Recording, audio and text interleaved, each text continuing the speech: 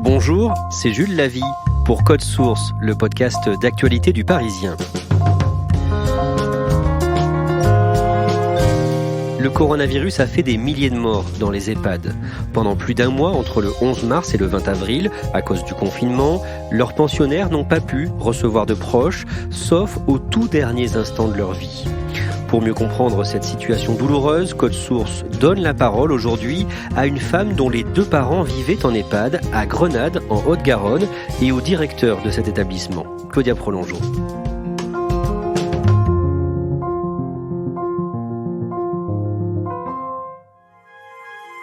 Je suis rentrée en contact avec Didier Carle via l'ADEPA, l'association des directeurs au service des personnes âgées. Didier Carle en est le secrétaire et en même temps, il dirige l'EHPAD Saint-Jacques à Grenade. Son premier stage dans le milieu remonte à 1993. Donc, lorsque j'ai fait ce stage, il y avait encore des chambres à 4 et 5 lits, vraiment un retard considérable, mais qui était celui de la prise en soin de l'époque des personnes âgées, qui vraiment m'a amené à me promettre que jamais je ne travaillerai en maison de retraite. Et moins de 2 ans après avoir débuté ma carrière en tant que directeur d'hôpital, j'ai fait mentir cet adage pour définitivement basculer quelques années plus tard sur un statut directeur d'établissement social et médico-social, mais en réalité pour personnes âgées dépendantes. Geneviève Desjean, elle, a découvert ce milieu beaucoup plus récemment. J'ai 56 ans, je suis mariée, j'ai 2 filles, je suis chirurgien dentiste à Blagnac, je suis fille unique. Mes parents se sont mariés en 1962. Maman, quand on lui a diagnostiqué son Alzheimer, elle avait 76 ans. Elle est rentrée à l'EHPAD 1 an et demi après. Comme souvent, à l'origine de cette entrée en EHPAD, il y a une chute, celle du père de Geneviève Desjean. Maman, avant d'être diagnostiquée Alzheimer, c'est elle qui assumait beaucoup papa parce que ils avaient 9 ans de différence et qu'il était quand même diminué physiquement. Après, les rôles se sont inversés. Moi, je la prenais, je m'occupais d'elle, je les amenais faire les courses, mais papa avait beaucoup de mal à reconnaître la maladie, le syndrome d'Alzheimer, et puis après à la gérer, parce que c'était difficile tout de même. On m'a dit aussi, votre maman ne peut pas rester avec votre papa, il faut la mettre en institut, en EHPAD et en secteur fermé. Puis papa est resté tout seul à la maison, ça s'est très vite dégradé, il tombait beaucoup. On m'a fait la fleur de pouvoir le prendre étant donné qu'il y avait maman à l'EHPAD de Grenade aussi. Il y est rentré pratiquement 6 mois après.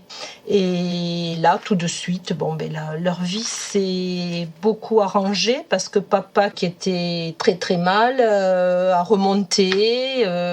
Ils se voyaient beaucoup tous les deux. Et ils ont pu passer de très bons moments. Et papa, il était heureux parce qu'il avait que le bon de maman. Et même... elle n'était plus malade, lui, dans sa tête, je pense. À cette époque-là, la question des moyens mis dans les EHPAD est presque sur le devant de la scène. Depuis la canicule de 2003, plus de personnel et d'argent sont régulièrement demandés, mais rien ou pas grand-chose ne se passe. Début 2018, une immense mobilisation s'organise pendant plusieurs mois dans les établissements et une grande loi finit par être promise sur le secteur des personnes âgées pour 2019. Mais elle ne vient pas. On a augmenté à peu près de 10% nos effectifs alors que globalement il fallait les doubler. Je dirais que les choses ont avancé, oui, elles ont évolué, oui, mais on est très loin du compte et on montre bien à quel point renforcer en effectif les établissements pour faire face au quotidien et puis à ces périodes de crise qui quelque part se reproduisent parce que l'été prochain nous risquons d'avoir une violente canicule, l'hiver prochain nous aurons à nouveau la grippe saisonnière qui quand même fait 15 000 morts chaque année. On a eu en réalité une multiplication de plans, de rapports, mais pour l'instant nous n'avons pas de loi, nous n'avons pas eu de mesures concrètes qui a répondu à l'ampleur du défi qui est le nôtre. Donc il est urgent, et en effet, de transformer ces rapports de grande qualité en loi dont on espère qu'elle sera, elle aussi, de qualité. Le 11 mars, le ministère de la Santé décrète la fermeture temporaire des EHPAD. Jusqu'à nouvel ordre, les résidents ne peuvent plus recevoir de visites de l'extérieur. On est dans ce qu'on appelle cette fameuse balance bénéfice-risque, avec une première urgence qui était pour nous d'assurer la sécurité physique des résidents. Mais alors, quand on est soignant, quand on est directeur et notamment, encore une fois, au sein de l'ADEPA où tout au long de l'année nous militons d'une part pour la citoyenneté des résidents, d'autre part pour dire qu'il faut absolument trouver dans nos structures le juste compromis entre sécurité et liberté. Donc tout au long de l'année, on se bat pour ça, et ce jour-là, tout d'un coup, on arrive à dire, eh bien, on va s'inscrire dans une privation de liberté, et la première liberté qui est de sortir effectivement de sa chambre. Déjà, le premier confinement où on ne pouvait pas aller les voir, moi j'ai pu les appeler, j'ai parlé avec eux. Papa était soucieux de la coupure. Je dis mais tu sais papa, on va pouvoir quand même se parler. Maman, elle n'était pas trop consciente encore de tout ça, mais moi je me disais oui, c'est ce qu'il faut faire quoi, de toute façon. Nous avons installé les rendez-vous Skype puisqu'on en fait 80 à 90 par semaine, mais nous étions conscients d'une part que nous ne remplacerions pas nous les professionnels et familles, que pour un certain nombre de personnes, le Skype, cela reste virtuel et que cela ne signifie rien pour certains et que ça ne remplace pas le contact physique et la venue des familles. Ce lien avec les familles, chaque fois que le résident est en capacité de l'avoir, il existe et il est vraiment assez régulier puisque nous arrivons en moyenne à 2 Skype par semaine et par résident, qui le veut, qui le peut. Donc on est passé concernant les animatrices de 3 à 6 et bientôt on en aura 7. Voilà. Et c'est pour moi indispensable. Alors se posera la question du financement, mais si on veut pouvoir à peu près voir tout le monde tous les jours, pouvoir parfois passer 10 minutes pour discuter, pour pouvoir sortir sur un balcon simplement, pour donner parfois un buzz, parfois un coloriage, et puis ensuite gérer les Skype. Il fallait absolument recruter. C'est là où on revient sur la question des moyens de nos établissements. Les moyens au quotidien sont insuffisants pour assurer un accompagnement de qualité. Tout moment de crise, eh bien, montre les limites du système et nous ne sommes pas en nombre suffisant pour assumer.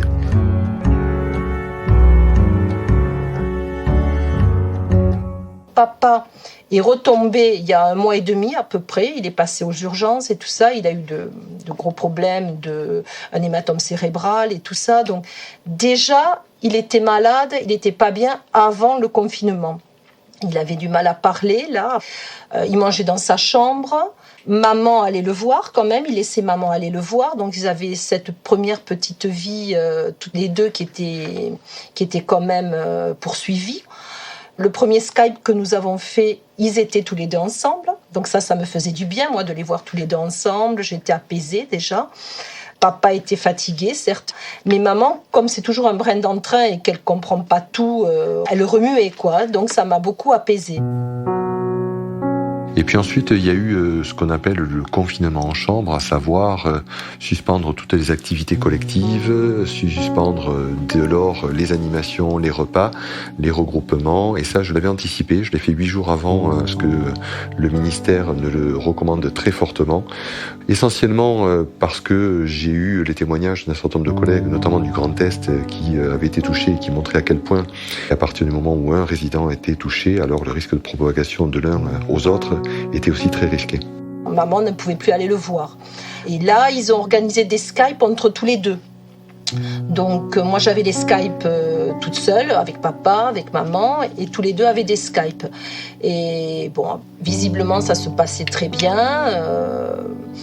Après, pour tous les deux, papa ne parlant plus, étant pas bien et ne réagissant pas trop au Skype, ils leur ont fait des appels téléphoniques entre tous les deux aussi, maman lui parlait. Puis voilà, j'avais des nouvelles quand même de tous les deux. Quand j'avais les Skype avec papa qui n'était pas bien, je voyais bien qu'il déclinait là de jour en jour. Il y avait toujours une aide soignante qui était avec lui quand même, qui essayait de le solliciter et de me raconter un peu ce qui se passait aussi, ce qu'il faisait, qu'il mangeait quand même, qu'il avait de bons moments. Donc c'est vrai que ça me tranquillisait. Il faut respecter la règle pour assurer la sécurité de l'un comme de l'autre et puis des autres personnes âgées. Après, le Skype était très très apprécié. Alors l'état de santé de l'un était beaucoup plus fragile que de l'autre et de fait, l'un était plus sensible que l'autre au Skype, plus réactif. Mais cette possibilité de se voir, même si on ne peut pas se toucher, si on n'est pas dans la même pièce, ce sont des moments d'émotion intenses.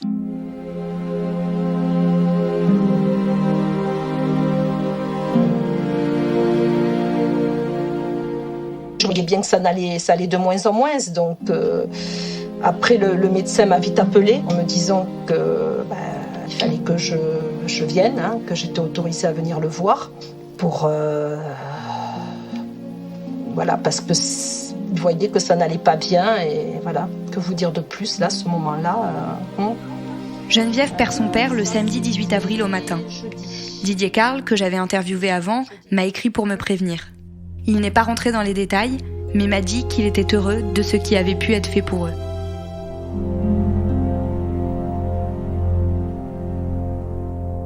Ils sont très à l'écoute, je pense, au cas par cas.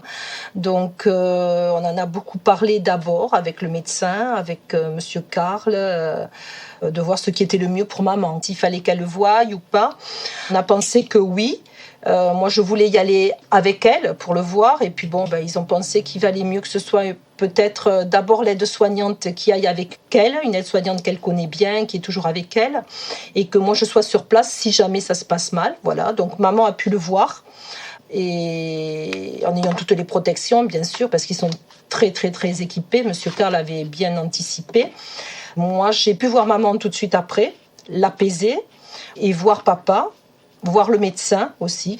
Ça a été d'un grand réconfort qu'ils prennent le temps de m'expliquer malgré toutes les activités, les problèmes qu'ils ont, C'est pour ça que je voulais leur rendre honneur à tous, parce qu'ils sont vraiment tous super, Depuis le début du mois d'avril, des voix s'élèvent en faveur d'un confinement pour les personnes âgées jusqu'à la fin de l'année. Je trouve que c'est très difficile, on en revient au débat initial, c'est-à-dire protéger les résidents, oui, et pendant des mois, ce confinement, s'il n'est pas adapté, il va être dramatique. C'est depuis quelques jours, depuis un peu moins d'une semaine, qu'on commence quand même à voir le moral des résidents qui baisse. Alors, c'est la raison pour laquelle nous devons absolument travailler à réussir ce confinement. Et réussir ce confinement passe par quelle adaptation nous lui apportons, évidemment avec l'autorisation et les préconisations des pouvoirs publics. Mais ça signifie quoi ? Ça signifie comment on réintroduit des activités collectives en protégeant les résidents, comment on réintroduit de la vie sociale, comment on réintroduit les visites des proches.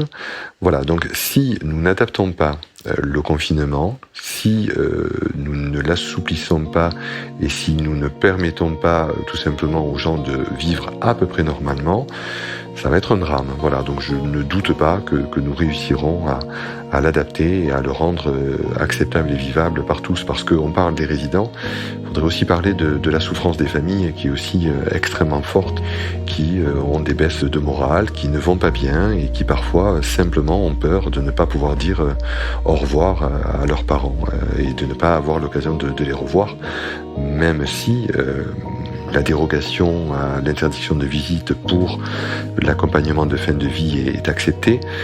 Une personne âgée peut décéder dans la nuit d'un arrêt cardiaque et n'ayant pas pu le voir pendant plus d'un mois et demi, et ça signifie qu'on n'a pas pu quelque part lui dire au revoir.